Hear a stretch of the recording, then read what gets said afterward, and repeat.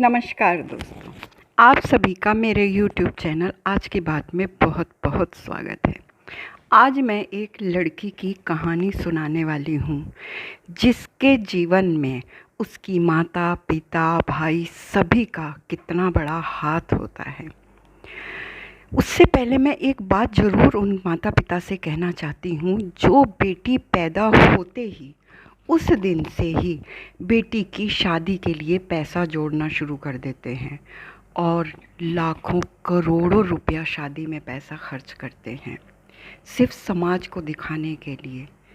क्या कभी आपने सुना है कि बेटी की पढ़ाई के लिए माता पिता ने पैसा इकट्ठा किया है और बेटी को पढ़ाया है?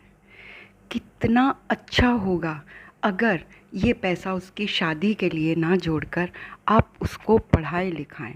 कितने फ़ायदे होंगे इसके। आत्मनिर्भर बनेगी, आत्मसम्मान होगा उसमें, पति पर बोझ नहीं रहेगी, अपने पैरों पर खड़ी हो सकेगी, अपने पति की, अपने बच्चों की छोटी मोटी ज़रूरतें पूरी कर पाएगी, उन्हें आर्थिक सहायता दे पाएगी और नहीं तो कुछ नहीं तो अपनी ही ज़रूरतें पूरी कर पाएगी, अपनी ख्वाहिशें तो कम से कम वो नहीं मारेगी।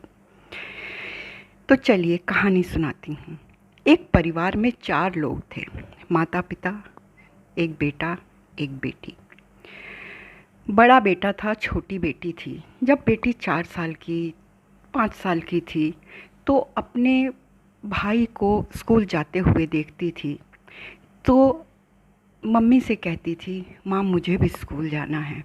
उसकी मम्मी हंसकर कहती, अरे पगली, तेरी माँ कभी स्कूल नहीं गई, स्कूल नहीं देखा है तेरी मम्मी ने, तू कहाँ देखेगी, बस घर का कामकाज सीख ले, यही बहुत बड़ी बात है। फिर कुछ दिन बीते, वो अपने पिता के पास गई। पिताजी मुझे भी स्कूल जाना है। पिताजी ने कहा, थोड़ा मुस्कराए और कहा, बेटी तू पागल हो गई है क्या? तू क्या करेगी स्कूल जाकर? स्कूल जाना तो लड़कों का काम होता है, उन्हें घर परिवार संभालना है, कारोबार संभालना है, खेती बाड़ी का हिसाब किताब रखना है। तू क्या हिसाब किताब करेगी?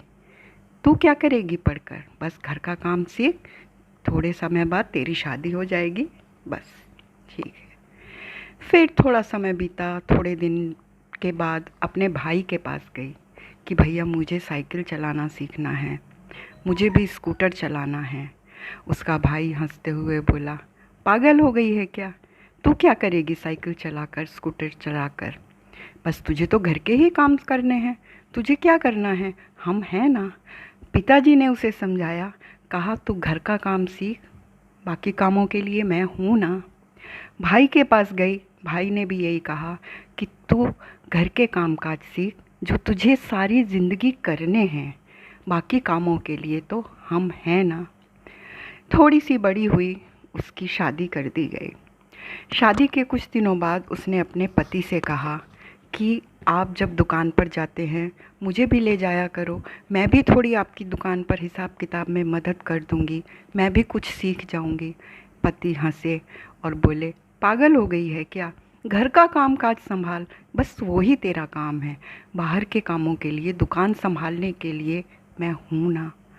थोड़ा समय बीता, उसके 2 बच्चे हुए, लेकिन ईश्वर को, कुदरत को कुछ और ही मंजूर था। बच्चे अभी बहुत छोटे थे कि एक दुर्घटना में उसके पति की मृत्यु हो गई।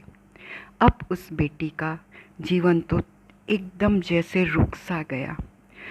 कुछ दिन तक वो अपने ससुराल में रही।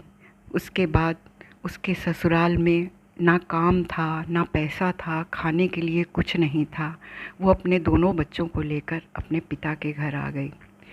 पिता के घर में आने के 2-4 दिन ही बीते थे कि उसने एक दिन अपने पिता को और भाई को बातें करते हुए सुना। उसका भाई कह रहा था कि पिताजी हम कब तक इसका और इसके दोनों बच्चों का बोझ उठाएंगे, इसे अपने घर वापस भेज दीजिए ना, अब हमसे इसका खर्चा सहन नहीं हो रहा है, हमारा भी अपना परिवार है, हमारा भी अपना खर्च है, हम नहीं उठा पाएंगे उसकी जिम्मेदारी। उसका भाई पिताजी से बात करके चला गया।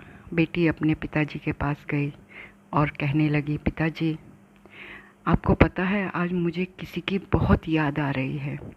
पिताजी ने पूछा, किसकी याद आ रही है? उसने कहा, मुझे आज उस छोटी 4 साल की 5 साल की विमला की याद आ रही है, जो अपने पिताजी से कहती थी कि मुझे स्कूल जाना है, तो पिताजी ने कहा था, तू सिर्फ घर का काम काज सीख, तुझे क्या करना है पढ़ाई लिखाई करके, बाकी सब काम के लिए तो हम हैं ना। तो कहाँ हैं आज आप? वहाँ से उठकर वो अपने भाई के पास गई और भाई के पास उसने जाकर कहा कि भैया, याद है वो विमला जो तुम्हें साइकिल और स्कूटर चलाना सीखने के लिए कहती थी, और तुमने उसे ये जवाब दिया था कि तुम सिर्फ घर का काम करो, बाकी सब कामों के लिए तो हम हैं ना। थोड़ी देर के लिए भाई पिता थोड़े इमोशनल हो गए, लेकिन बेटी को कुछ समझ नहीं आया, तो वो अपने दोनों बच्चों को लेकर अपने घर वापस आ गई और सोचने लगी कि काश मैं उस समय ज़िद पर अड़ गई होती, काश मैं उस समय खाना छोड़ देती, जब तक मुझे पढ़ाया नहीं जाता मैं खाना छोड़ देती। क्यों नहीं मैंने ज़िद की, क्यों नहीं मैंने की, तो आज कम से कम अपने पति की दुकान तो चला पाती, 2 बच्चों का पेट तो भर पाती। मेरे हिसाब से तो इस कहानी में माता पिता के साथ साथ भाई और पति भी गुनहगार हैं। जो लोग भी मेरी कहानी सुन रहे हैं वो सब बेटियों के माता पिता होंगे, भाई होंगे, किसी के पति होंगे या होने वाले होंगे। तो कहानी सुनने के बाद गौर ज़रूर कीजिएगा। ये ज़िंदगी जो है अनिश्चितताओं से भरी हुई है, पता नहीं कब किसके साथ क्या हो जाए। मैं नहीं चाहती हूँ कि किसी की भी बेटी के साथ कुछ ऐसी दुर्घटना हो, लेकिन फिर भी हमें इस सत्य को स्वीकार करना ही होगा कि ज़िंदगी अनिश्चितताओं से भरी हुई है।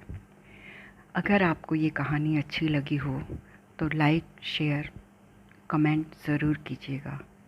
बस अच्छा लगता है। धन्यवाद।